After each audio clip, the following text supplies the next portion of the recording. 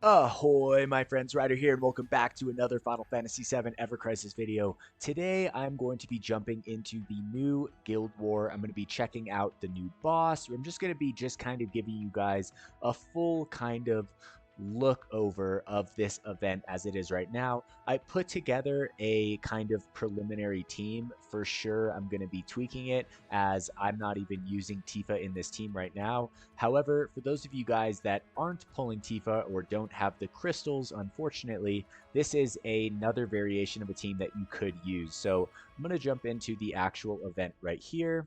Honestly, guys, I'm so excited that finally they fixed the mock live thing. That was just like an absolute fiasco and so much work, right?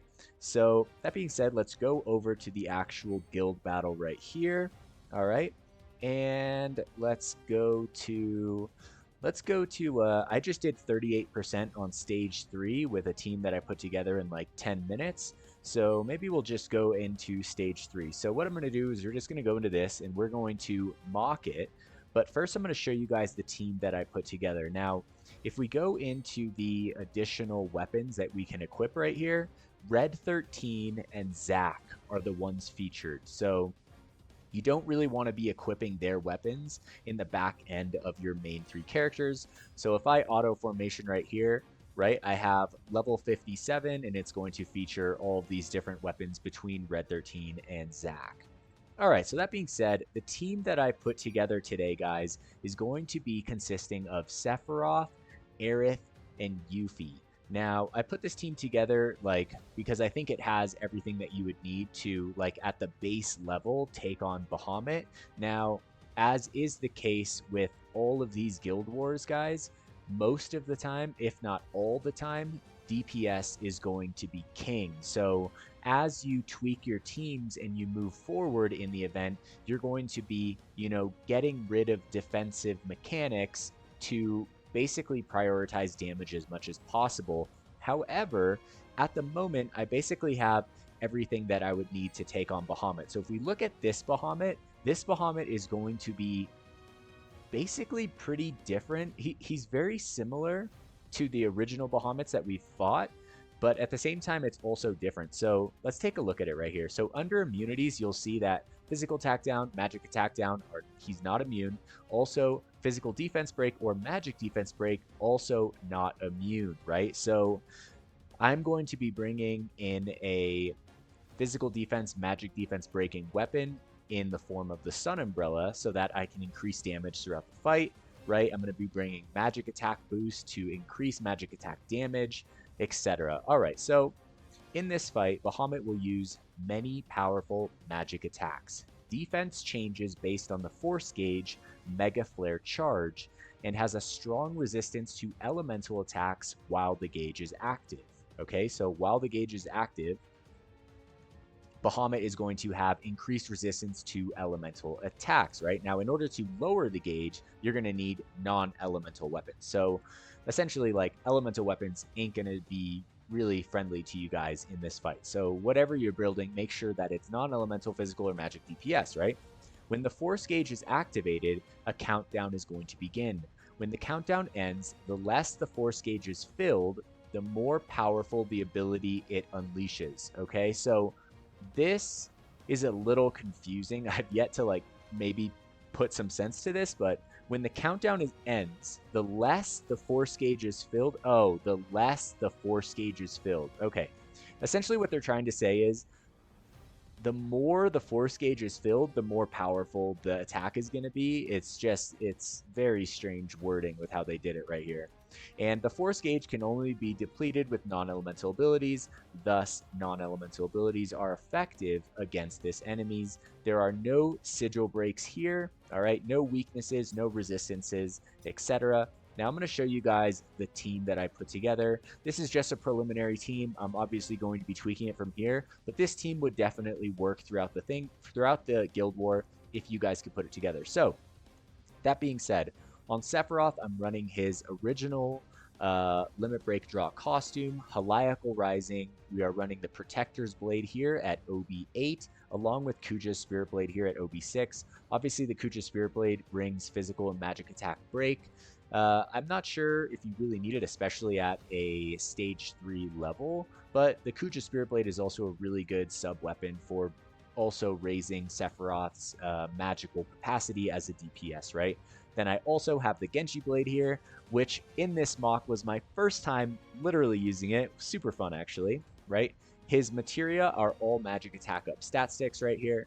For Aerith, we have her new anniversary costume, Breath of the Earth. We have the Bahamut Rod here at OB5, and the Sun Umbrella here, which is going to be super helpful for increasing our overall damage since I'm bringing Yuffie here, who is physical, and Sephiroth here, who is magic. The Sun Umbrella is going to break physical and magic defense, so it works all around the table, right?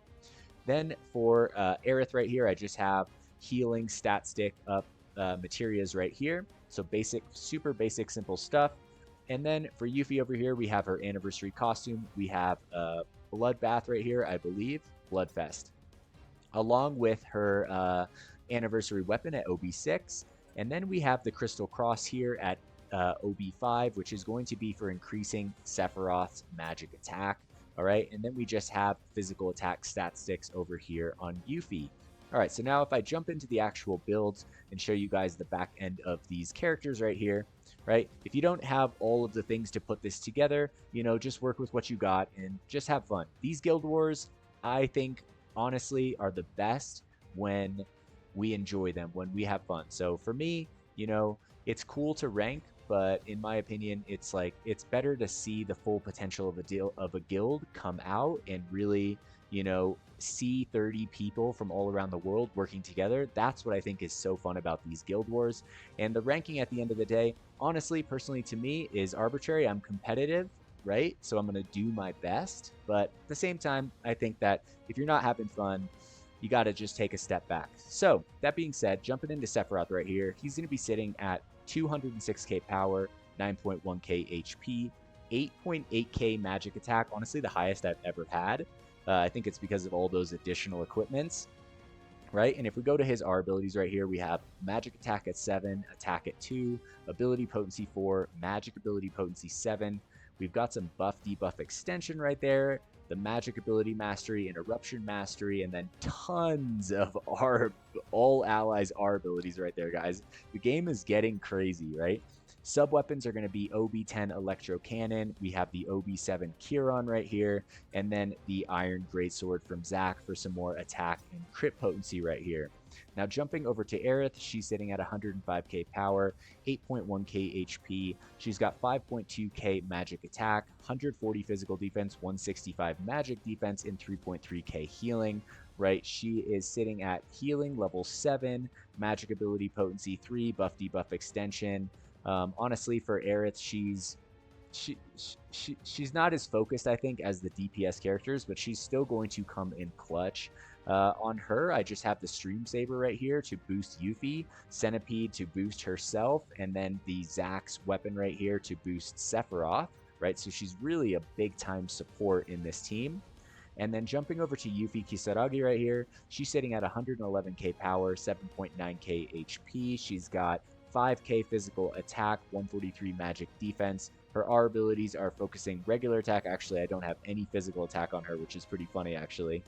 So I could technically change Yuffie's build just a little bit and obviously make her stronger, but I just wanted to put something quickly together for you guys to just give you an idea of this event as a whole, this boss as a whole, just to give you guys kind of like a foot in the door, a starting point, right?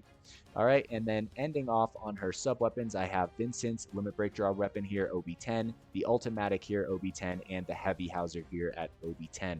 All right, so that is going to conclude my preliminary build. Now we are going to go into the stage 3 mock right here. I'm going to show you guys the fight itself. So far, from what I'm seeing, Bahamut isn't super crazy strong. I haven't fought him on stage 4 or stage 5, so it could be totally different on those stages. But it's not as tricky to survive as I thought it was going to be, you know, at least for stage 3, which is typically decently hard. All right, so at the beginning right here, I'm just going to Night Bloom with Aerith. Jump to Sephiroth, he's going to do 1 Flare Star, and Yuffie is going to start double casting Stalwart Faith on Sephiroth. Alright, so once that second Stalwart Faith goes off, alright, we're going to just start doing some damage here with Sephiroth, all right? We're going to be saving our limit breaks all the way to the end. In the meantime, Yuffie can use her Razor Wings to increase the magic defense for the team here, guys, because Bahamut is going to do a lot of magic-focused attacks. All right. In the meantime, when Aerith isn't healing, she's just going to be using Night Bloom to keep that physical defense, magic defense break up at all times. All right. And when Yuffie is not boosting Sephiroth's magic attack, she will be using Razor Wings throughout the fight. So Sephiroth's magic attack buff is falling off right here. All right. And essentially, we're just going to be cruising through this, guys. It's not too crazy of a fight. I kind of wish there were sigils in it so that I could use the Flash of Steel in its like ultimate capacity, but it is what it is. All right, so we're going to re-stalwart faith on Sephiroth right here, go back, and essentially we're just repeating the same process right here, guys.